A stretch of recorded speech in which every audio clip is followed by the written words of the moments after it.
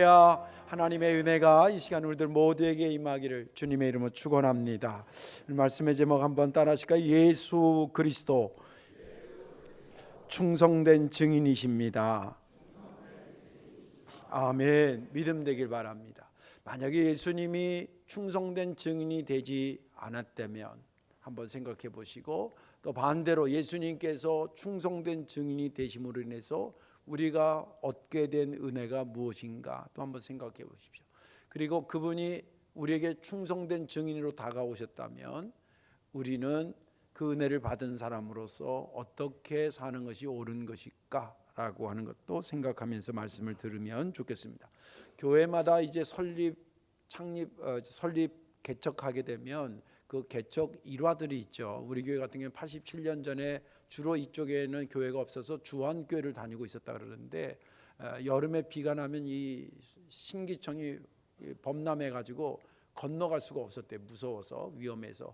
그래서 그걸 안타깝게 여러 차례 생각하던 이의경 권사님께서 당신의 집을, 그 당시도 얼마나 힘든 결정이었어요. 자기의 집을 헌물하면서 우리 성도교회가 설립이 된 것입니다.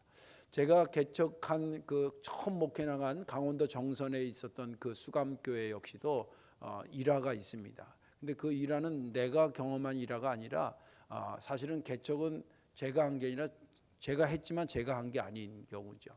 그 마을이 이제 그 전형적인 시골 마을인데 한 50호 정도 된 마을이고, 그리고 해발이 한 600m 정도 되는 강원도 산골입니다. 거기 이제 이장님이 가장 젊은 사람인데 그 당시에 뭐 50대 초반 뭐 이렇게 된 것 같습니다.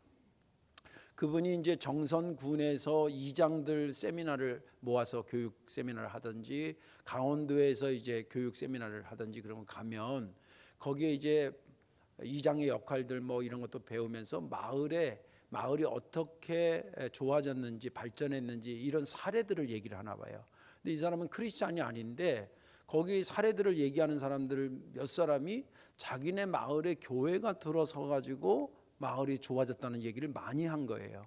이 사람이 그러면 우리 간단하게 생각하죠. 우리 마을도 교회가 들어서면 마을이 좋아지겠구나. 그리고 어떻게 할까 그러다가 거기에서 차로 한 15분 정도 떨어진 데에 북평 면이 있습니다. 면 소재지에 우리 감리교회가 있었는데 거기 목사님을 찾아가요. 그 당시에 그 교회가 한 100여 명 정도 모이는 교회인데 그 목사님한테 가가지고 단도직입적으로 목사님 우리 마을에 교회를 하나 개척해 주세요. 근데 개척이라는 단어를 모르고 유치시켜 주세요 이런 거예요.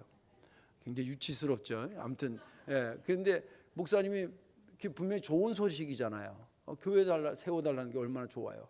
그런데 또 교회 개척이 그게 뭐 누워서 떡 먹기가 아니잖아요. 아무리 시골에도 교회를 개척하려면 건물도 얻어야 되고 거기 담당하는 뭐 목사도 하나 있어야 되고 목사가 또 가면 목사도 먹고 살아야 될 거 아니에요. 그러면 누가 좀 도와줘야 될 것도 있어요. 뭐 여러 가지가 있는데 이 이장은 예수 안 믿으니까 그냥 교회 하나 해달라면 그냥 턱 그냥 세워주고 그런 줄 알았나 봐요. 그러니까 목사님이 그렇다고 안 된다 그럴 수도 없고 된다 그럴 수도 없고, 그러다가 지혜롭게 얘기한 게 뭐냐면, 이장님 그러면 이게 교회 개척이 생각하기 쉽지 않습니다. 그러니까 개척할 수 있는 준비를 해야 되니까 저희가 다음 달부터 오후 예배 후에 교회 교인들하고 마을에 갈 테니까 예수 믿을 수 있는 사람들, 믿으려고 하는 사람들 모아서 마을 회관에 좀 모아놓으세요. 그러면 우리가 가서 전도도 하고 그러면서 교회를 시작하면 좋을 것 같습니다. 그러면서 하는 말이, 그냥 오라 그러면 이 마을 분들이 안 올 테니까 우리 교회 미용 기술이 있는 권사님들이 몇 분 있으니까 이분들 모시고 갈 테니까 머리 파마해주고 잘라준다고 해라. 그러면 올 것이다. 이제 그렇게 얘기를 한 거예요. 그래서 이장이 가가지고 방송에서 마을 뭐 이러면서 이제 얘기를 해서 이제 머리 해준다고 이렇게 온 겁니다. 이제 근데 사실은 머리 해주는 목적이 아니라 이제 전도하는 거잖아요. 그래서 머리를 잘라주고 막 파마도 이렇게 하고, 저는 모르겠는데 머리 이렇게 막 해주고 그러잖아요. 그랬다가 우리 죄인이라고, 근데 이 머리 자르는 할머니가 감각이 없거나 무슨 죄이냐 그러면 머리를 잡아 당기고 예수님 믿어야 된다고, 왜 안 믿냐고 막 이래. 아무튼 제가 농담을 좀 붙이자면 그런 거예요. 그래서 이제 그렇게 했습니다. 근데 말이 그렇지, 그 목사님 입장에서 한번 생각해 보세요. 주일날 새벽부터 오후 예배까지 다 드리고 또 쉬지도 못하고 교인들하고 차 타고 가서 거기서 가서 한 번도 아니고 매주 지금 1년째 하니까 너무 힘든 거예요, 이 목사님이. 그래서 이거 좀 누가 와서 좀 맡아서 하면 좋겠구나. 그래서 수습은 하는데 그 교회 출신 목사님이 한 분 계셨는데 그 목사님한테 후배나 누구 뭐 이 많은 전사들 중에서 와서 할 사람들 이렇게 좀 알아봐 달라고 알아보고 해서 코 낀 사람이 제가였어요. 그래서 제가 간 거예요. 근데 제가 거기 가서 보니까 야, 이게 교회 생명 살리는 이 공동체가 이게 만들어지는데 그 원인자가 누굴까? 물론 영적으로는 하나님이지만 그 원인자는 그 교육 세미나 때에 우리 마을에 교회가 들었으니까 마을이 발전했다라고 하는 그 충성된 증언을 한 자들이 이 생명의 교회를 만든 거예요. 할렐루야. 그런 의미에서 충성된 증언하는 증인들이 이 시대도 필요하고, 너무 감사하게 우리 예수님이 성경은 충성된 증인으로 이 땅에 오셨다고 말하고 있습니다. 이 사순절 동안에 우리를 위해서 십자가 달려 돌아가신 예수님, 구세주라고 하는 의미로도 소유해야 되겠지만 특별히 하나님이 보낸 충성된 증인의 역할을 감당했던 예수님을 깊이 묵상하는 저와 여러분들 되시기를 주님의 이름으로 축원합니다. 오늘 본문에 있는 말씀은 예수님의 제자 중에서 가장 오래 살았던 사도 요한에게 성령께서 역사하셔서 앞으로 반드시 되어질 일에 대해서 말하는 거, 네가 귀담아 들어서 아시아에 있는 7 교회의 목회자들한테 이 내용을 편지 써서 보내라 라고 하는 것이 요한계시록인데, 거기에 1장에 나와 있는 말씀입니다. 비교적 앞부분에 나와 있는 거죠. 그래서 이것이 요한계시록 22장까지 갈 때 전체의 밑바탕에 깔려져 있는 내용처럼 얘기해 주는 것이 오늘 본문의 말씀입니다. 여기 오늘 본문에 보면 사도 요한이 이렇게 얘기합니다. 나 사도 요한이 아시아 소아시아에 있는 7 교회의 사자들에게 편지합니다. 내가 여기 성경에는 삼위일체 하나님이라는 단어는 없는데 내용적으로는 그렇습니다. 내가 하나님, 삼위일체 하나님의 이름으로 그분으로부터 오는 은혜와 평강이 너희들에게 가득하기를 원하노라. 성부 하나님은 전에도 계셨고 지금도 계시고 앞으로 오실 그 하나님이시고, 성령 하나님은 하나님 보좌 앞에 계신 7 영, 완전한 영이신 성령님이 계시고, 그리고 성자 예수님을 뭐라고 표현하냐면 충성된 증인이시고 죽은 자들 중에서 가장 먼저 살아나신 분이고, 그리고 세상의 모든 임금들 위에 머리가 되신 예수 그리스도라고 표현하고 있습니다. 이 삼위일체 하나님으로 인해서 너희들에게 은혜와 평강이 넘치길 바란다. 우리에게 충성된 증인이 되신 이 예수님은 당신의 피로 우리의 죄를 사하셔서 우리로 하여금 죄에서 해방시켜 주신 분이다. 그리고 우리로 하여금 감히 하나님을 섬기도록 하나님의 나라가 되게 하시고, 그리고 하나님의 나라의 제사장이 되게 하신 분이다. 그러니 그분께 영광과 그 권세가 세세토록 무궁하도록 우리가 영광을 돌려야 되지 않겠느냐라고 하는 게 본문의 말씀입니다. 그리고 나중에 하나 또 읽은 3장 14절 말씀은 라오디게아 교회에 예수님이 말씀을 전하는데, 그 예수님을 표현할 때 거기에 보면 충성되고 참된 증인이셨던 예수 그리스도를 말해주고 있습니다. 그런 의미에서 오늘 본문은 거기까지가 본문의 말씀입니다. 저는 본문을 읽으면서 5절 말씀에 은혜가 됐는데, 5절에 또 충성된 증인으로 죽은 자들 가운데서 먼저 나시고 땅의 임금의 머리가 되신 예수 그리스도로 말미암아 은혜와 평강이 너에게 있기를 원하노라. 이 5절 말씀 중에서도 특별히 은혜가 됐던 것은 충성된 증인이라는 단어에 은혜가 됐습니다. 충성된 증인, 묵상하고 묵상하고. 원 단어의 뜻은 이런 거죠. 하나님 입장에서 우리들에게 하나님의 어떤 것을 알려주고 보여주기 위해서 보내야 되는데, 누구를 보내냐면 성자 예수님을 보냈다는 거예요. 근데 그분이 가서 자기의 일을 너무 충성되게 역할을 잘한 거예요. 이름하여 그래서 충성된 증인이셨다. 그분이 충성된 증인이 되신 이후에 되어 주셨기 때문에 우리가 받은 은혜와 혜택이 한두 개가 아닌 거예요. 오늘 그것을 살펴보려고 하는 것입니다. 아무쪼록 오늘 말씀에 은혜 받으시고 나에게 충성된 증인으로 다가오셨던 주님께 감사하고 그 뒤를 이어가시는 저와 여러분들 새로운 믿음의 용기가 있기를 주의 이름으로 축원합니다. 오늘 말씀은 크게는 두 개인데, 하나는 충성된 증인이 되셨다, 예수님이 충성된 증인이 되셨다라고 하는 그 의미가 뭔가라고 하는 것과 그분이 충성된 증인이 되심으로 인해서 우리가 받은 은혜와 축복은 어떤 것들인가, 이런 것들을 소개하려고 합니다. 먼저 예수님께서 충성된 증인이 되어주셨다는 의미는 뭐냐면 하나님의 세계를 우리에게 보여주셨다, 그런 뜻입니다. 1절 말씀, 오늘 읽지는 않았습니다만 1절을 보면 요한계시록 1장 1절에 이렇게 기록되어 있습니다. 예수 그리스도의 계시라. 지금부터 예수님이 열어서 우리에게 보여주셨다, 그 뜻입니다. 계시는 열어 보여주셨다. 이는 하나님이, 성부 하나님이, 잘 보세요, 성부 하나님이 그에게, 그는 예수 그리스도입니다. 예수 그리스도에게 주사 반드시 속히 일어날 일들을 그 종들에게, 여기서는 7교회 목사들에게 보이시려고 그의 천사를 그 종 요한에게, 지금 저기 사도 요한이죠, 예수님의 제자 요한에게 보내어 알게 하신 것이라. 요한계시록이 이렇게 해서 쓰여진 거라는 것을 첫 번째 1절에서 설명하는 내용입니다. 여기 패턴을 보면 성부 하나님이 성자 예수님께, 성자 예수님이 천사들에게, 천사들이 사도 요한에게, 사도 요한이 7교회 목사들에게, 이렇게 되어 있습니다. 전달되고 이런 패턴으로 되어 있다는 거예요. 그러면 맨 처음에 그것을 전달할 수 있는 내용이 있었을 거 아니에요. 뭘 전달하는데, 뭘 전달해, 나도 몰라 그럴 뿐은 아니잖아요. 성부 하나님께서 성자 예수님을 통해서 열어 보여주게 하신 것이 그것인데, 그것의 첫 번째 소개한 준 분은 누구냐면 성부 하나님이 야, 이것을 갖다 보여줘라 라고 하신 것이라는 거예요. 그래서 하나님에 관련된 것을 말씀하셨을 거 아니에요.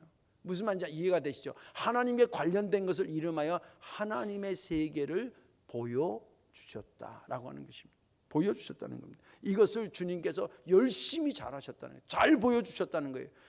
이렇게 보여주라는 걸 그대로 이렇게 가서 보여줬다는 거예요. 그래서 충성된 증인이라 칭함을 받았다는 거예요.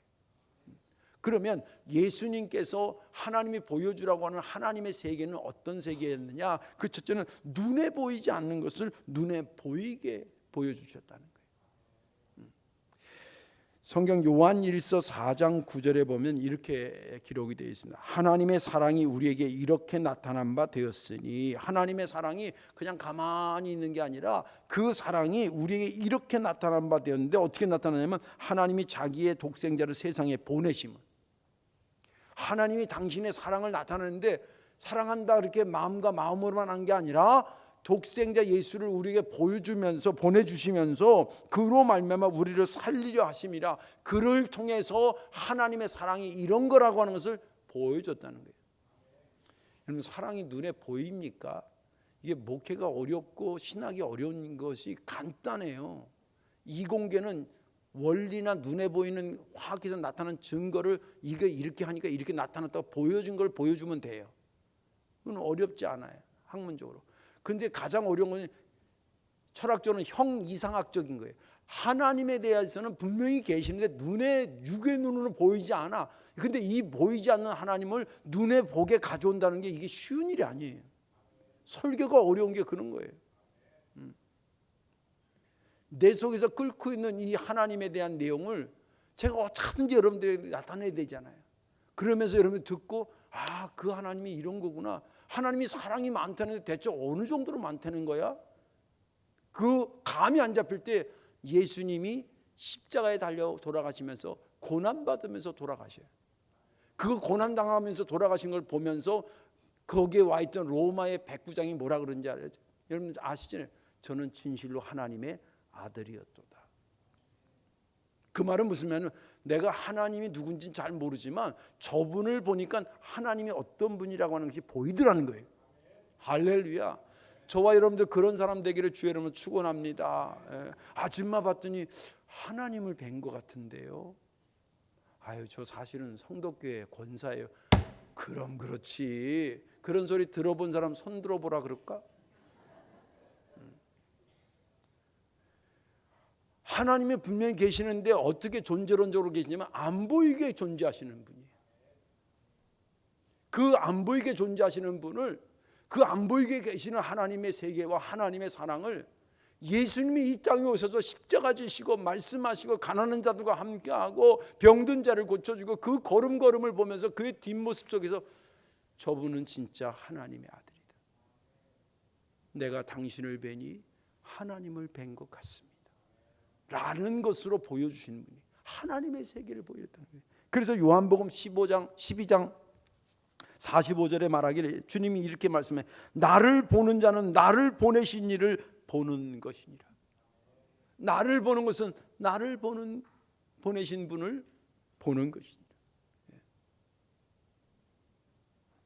요한일서 4장 19절과 요한복음 지금 12장 45절을 읽었는데 이것의 공통점은 뭐냐면 눈에 보이지 않는 하나님의 세계를 예수님이 충성된 증인으로 사시면서 그것을 눈에 보이게 해 주셨다는 것입니다. 하나님의 사랑이 감이 안 잡힐 때 주님을 깊이 묵상하기를 주의 이름으로 축원합니다. 그러면 그분을 통해서 하나님의 사랑이 보이기 시작합니다. 또 하나님의 세계를 보여주셨다라고 하는 것은 뭐냐면 어떤 거냐면 예수님이 충성된 증인이 되시면서 하나님의 세계는, 잘 들으세요, 약속하신 것이 반드시 때가 되면 이루는 세계라고 하는 것을 보여준대요. 하나님의 세계는 그냥 약속만 드렸다 하고 결정적일 때는 나타나지도 않고 그런 하나님의 세계가 아니라는 거예요. 그건 하나님의 세계가 아니라는 거예요. 하나님의 세계는 말씀이 선포되고 약속이 선포되면 반드시 그것이 때가 되면 이루어지는 것이 하나님의 세계예요. 이사야서 53장 5절에 이런 말씀이 있습니다. 그가 찔림은 우리의 허물 때문이요 그가 상함은 우리의 죄악 때문이라. 그가 징계를 받음으로 우리가 평화를 누리고 그가 채찍에 맞음으로 우리가 나음을 받았도다. 이것은 이사야 선지자를 통해서 하나님께서 해주신 말씀이에요. 야, 내가 이스라엘 백성들 온 인류를 구원할 메시아를 보내는데 그 메시아는 왕관 쓰고 금으로 장식된 의자에 이렇게 앉아있는 메시아가 아니야. 내가 보내는 메시아는 와서 찔림받는 자야, 상함받는 자야, 징계받는 자야, 십자가에서 피 흘리는 자야 라는 예언을 하셨다는 거예요. 예언은 뭐예요? 약속인 거예요. 메시아가 와서 그렇게 될 것이다 는 약속을 했습니다. 그 약속이 어떻게 됐을까요? 그리고 세월이 730년이 지났습니다. 그리고 예수님이 오셨습니다. 그리고 그분이 사역을 하셨습니다. 그리고 십자가 지셨습니다. 십자가 지시기 전과 십자가 지시면서 하신 말씀을 제가 소개하겠습니다. 요한복음 17장 4절에 십자가 달리기 전날 밤에 하신 말입니다. 아버지께서 내게 하라고 주신 일을 내가 이루어 아버지를 이 세상에서 영화롭게 하였사오니. 아버지께서 내게 하라는 일을 했다는 게 뭐예요? 그 충성된 증인으로 내가 이것을 감당해서 그것을 다 이루었습니다. 그리고 십자가에 달려 돌아가시면서 마지막으로 주님께서 십자가상에서 고난 가운데서 하신 말씀이 뭐냐면 요한복음 19장 30절에 예수께서 신 포도주를 받으신 후에 이르시되 다 이루었도다 하시고 머리를 숙이니 영원히 떠나가시니라. 뭘 말해주는 겁니까? 730년 전에 이사야를 통해서 메시아에 대한 예언을 하고 약속하신 하나님이 730년이 지난 이후에 예수님이 이 땅에 보내주시고 그 약속을 부여잡고 내가 이 땅에 왜 온지 아는, 내가 이 땅에 온 것은 하나님이 약속하신 것을 반드시 성취하기 위해서 온 그런 자라고 하는 것을 아신 예수님께서 충성되게 당신의 사명을 감당하고 증인된 삶을 살다가 십자가에 달리기 전에 주님 말하기를 아버지요, 아버지께서 하라는 걸 제가 다 했습니다. 그리고 십자가에 달려 돌아가시면서 아버지요, 내가 한 것을 다 했습니다. 다 이루었다. 그리고 돌아가셨다는 거예요. 뭘 이루었다는 거예요? 당신의 꿈을 이루었다는 거예요? 아니에요. 하나님의 세계는 약속한 것은 반드시 실현된다는 것을 당신의 몸을 완전히 던져서 그것을 나타냈다는 거예요. 여러분들 어디나 그 나름대로의 문화적인 흐름이 있고 정서가 있고 분위기가 있어요. 좀 막말로 얘기하면 조폭은 조폭들 나름대로 분위기가 있고, 학교는 학교들의 학풍이 있고, 그리고 가정은 가정대로의 가풍이 있어요. 교회도 교회들의 흐름이 있어요. 하나님의 세계는 어떤 흐름이 있는 거냐? 약속한 것은 맨날 뻥치는 하나님이 아니라 약속한 것은 반드시 때가 되면 이루시는 게 하나님의 세계예요. 그것을 주님이 보여주셨다는 거예요. 주님이 이 땅에 오셔서 그 어마어마한 하나님의 세계를 보여주고, 안 보이는 것을 보여주시고, 약속은 성취되는 것이 하나님의 세계라고 해서 뚜렷하게 충성된 증인의 길을 걸어가면서 우리에게 보여주셨던 것입니다. 그러니 우리가 할 수 있는 게 뭐겠어요? 그분께 감사하고 영광 돌리는 것, 그게 우리가 해야 될 것인 줄 믿으시기 바랍니다. 자, 그러면 또 좀 더 깊이 들어가서 그분이 충성된 증인이 되어주심으로 인해서 우리가 받은 축복들이 어떤 것들인가 라고 하는 것입니다. 5절 하반절에서 6절까지 읽어드릴게요. 우리를 사랑하사 그의 피로 우리 죄에서 우리를 해방하시고 그의 아버지 하나님을 위하여 우리를 나라와 제사장으로 삼으신 그에게 영광과 능력이 세세토록 있기를 원하노라. 이 말은 예수님이 충성된 증인이 되어주심으로 인해서 우리가 받게 된 은혜를 소개하고 있는데, 여러 가지가 있는데 이것을 모아가지고 제가 한 문장으로 만든 게 뭐냐면, 땅의 사람을 하늘의 사람으로 만들어 주신 것입니다. 땅의 사람을 하늘의 사람으로 만들어. 여기 보니까 그것이 두 가지로 표현되는데, 하나는 예수님이 피 흘려서 우리를 죄에서 해방시켜 주셨다고 얘기합니다. 땅에서는 이건 죄를 상징하고 죽음을 상징하거든요. 나는 하늘의 사람이 되는데 땅에서 내 발목을 자꾸 잡아 당기는 거예요. 내가 못 올라가게. 풍선을 올라가야 되는데 풍선을 자꾸 잡아 당겨 밑에서. 내가 하늘의 사람이 되야 되는데 땅이 자꾸 나를 잡아 당겨. 그래서 주님께서 오셔서 십자가로 충성된 증인이 되시면서 그 땅에서 나를 끌어당기는 것을 잘라서 나를 해방시켜 놨다는 거예요. 죽음에서 생명으로 옮겨놨다는 거예요. 마귀의 자식에서 하나님의 자녀로 만들어 놨다는 거예요. 천국이 남의 집이 아니라 우리 집이 되게 하셨다는 거예요. 할렐루야. 그런 것입니다. 이게 땅의 사람을 하늘의 사람으로 만들어. 이 말은 우리가 생애에 받은 축복 중에 축복이 뭐냐면, 이 죄로 인해서 구원받아 해방된 축복이 가장 축복 중에 축복인 줄로 믿으시기 바랍니다. 여러분들이 여자로 태어난 것도 축복이고요, 남자로 태어난 것도 축복이고요, 사랑하는 남편과 결혼한 것도 축복이고요. 왜 이렇게 조용해지지? 자식을 얻는 것도 축복이고요. 할렐루야. 오늘도 우리 차장로님 아들 제대해가지고, 진짜 어저께 제대했는데 오늘 교육이 쉽지 않잖아요. 막 놀고 싶은 게 얼마나 많겠어요. 근데 보니까 야, 종자개량을 잘했어. 아주 엄마보다 낫고 아빠보다 나아. 볼 때 얼마나 축복이에요. 축복이에요. 다 축복이에요. 내가 지금 건강한 것도 축복, 다 축복인데 이 축복은요, 축복 중에 축복은 아니에요. 이거는 시한이 있어요.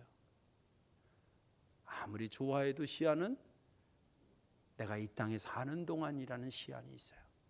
주님 그러셨잖아요. 천국 가면 여자와 남자도 구분이 없고 결혼하고 장가가는 것도 없다, 이 말이에요. 만날 수는 있지만 가족 관계로 만나는 게 아니래. 무슨 말인지 이해가 되시죠? 축복은 축복인데 그건 한시적인데, 우리가 주님으로 인해서 받은 구원의 축복은 시한이 없어요. 할렐루야. 오늘 받고 언제까지만 유효기간이 있는 게 아니라 유효기간이 없어요. 그러니 그것을 어떻게 값으로 환산할 수. 그리고 우리의 것을 다 갖다 준다고 해서 내가 소유를 다 갖다 받은 데서 살 수 있는 은혜가 아니에요. 그래서 주님께서 거저 주시는 은혜예요. 할렐루야. 그거 받은 거예요. 우리로 하여금 땅의 사람을 하늘의 사람으로 됐다는 거예요. 그리고 또 너무 감사한 것은 하늘의 사람으로 만들어주는 것이 무슨 의미냐면, 나로 하여금 하나님을 섬기는 하나님의 나라가 되고 제사장이 되게 하셨다는 거예요. 그런데 구약적인 의미에서는 제사장을 통해서 제물을 통해서 하나님께 예배드리도록 제도적으로 만들어놨었잖아요. 근데 주님께서 오셔서 이거 헐어라, 내가 3일 만에 성전을 세우겠다 그러면서 당신이 희생제물이 되시고 당신이 제사장이 되면서 이젠 예수님을 통해서 하나님께 바로 예배할 수 있는 은혜를 우리에게 주셨잖아요. 할렐루야. 예, 그 히브리서 10장 19절에 이렇게 기록합니다. 그러므로 형제들아, 우리가 예수의 피를 힘입어 성소에 들어갈 담력을 얻었다. 허락하셨기 때문에 그전에 못 가고 주저주저 했던 것을 들어가, 이게 간편하게 됐다는 차원이 아니에요. 하나님이 우리를 그렇게 예배자로 이제는 인정하셨다는 거예요. 할렐루야. 예, 그게 우리가 여러분, 예배는요 하나님께 해주는 게 아니에요. 예배 드릴 수 있는 허락받은 게 큰 축복 중에 축복이에요. 그런 겁니다. 이런 상상할 수 없는 것들을 주께서 우리에게 허락하셨다는 거예요. 어떻게 하므로? 그가 충성된 증인이 되면서 우리로 하여금 그 일을 할 수 있도록 가능하게 그 일을 열어주셨다는 것입니다. 그러니 우리가 할 수 있는 일이 뭐겠어요? 세세무공토로 주님 영광 받으시옵소서, 그거 외칠 수밖에 없다라고 하는 것이 본문의 말씀인 것입니다. 이제 말씀을 정리하겠습니다. 예수님이 이 땅에 오셔서 충성된 증인이 되어주셨습니다. 그로 인해서 우리가 받은 은혜가 한두 개가 아니에요. 그분이 이 땅에 오셔서 충성된 증인이 되시면서 보이지 않던 하나님의 세계가, 하나님의 나라는 이런 거구나, 하나님의 사랑은 이런 거구나, 세상에 이렇게까지 깊다는 거야. 누굴 통해서 보여줬다는 거야? 예수님을 통해서 보여줬다. 그 예수님을 통해서 그것을 보면서 우리가 주님께서 충성된 증인이 되면서 우리에게 엄청난 은혜가 쌓여, 나 같은 것이 죄에서 건진받는 땅의 사람이 하늘의 사람이 되고, 나 같은 것이 제사장이 되고 하나님의 나라가 돼서 하나님을 감히 섬기는 그런 자리에 내가 놓이게 됐으니 이것 얼마나 감사하고 놀랄 일이라는 거예요. 이제 남은 숙제는 뭐냐면, 이렇게 우리에게 충성된 증인이 되어주셔서 우리에게 그런 놀라운 은혜를 줬는데, 나도 충성된 증인으로 내가 만난 하나님의 은혜를 세상 사람들에게, 아직 모르는 사람들에게 전해서 저들로 하여금 하나님의 나라가 되고 저들로 하여금 하나님의 나라의 제사장이 되도록 해야 되지 않겠냐라고 하는 것이 남아있는 것입니다. 저와 여러분을 통해서 충성된 증인의 삶을 삶으로 인해서 여러분들을 통해서 많은 사람들이 하나님 앞에 제2, 제3의 충성된 증인들로 세워지는 역사가 있기를 주님의 이름으로 축원합니다. 기도하겠습니다. 좋으신 하나님, 고맙고 감사합니다. 오늘도 저희들에게 귀한 은혜의 시간 주시고 말씀의 시간 주셔서 감사합니다. 주님께서 이 땅에 오셔서 충성된 증인, 어느 정도냐면 당신의 목숨을 바쳐서라도 이루셨던 그 충성된 증인 되어 주심으로 인해서 우리가 받은 은혜와 축복이 한두 개가 아님을 세상 듣게 하시니 감사합니다. 주님께 영광을 돌리며 우리도 세상에 주님의 충성된 증인으로 살게 하사 이런 아름다운 역사가 계속 퍼져나갈 수 있도록 은혜 위에 은혜를 더하여 주옵소서. 감사드리며 예수님의 이름으로 축복하며 기도하옵나이다. 아멘.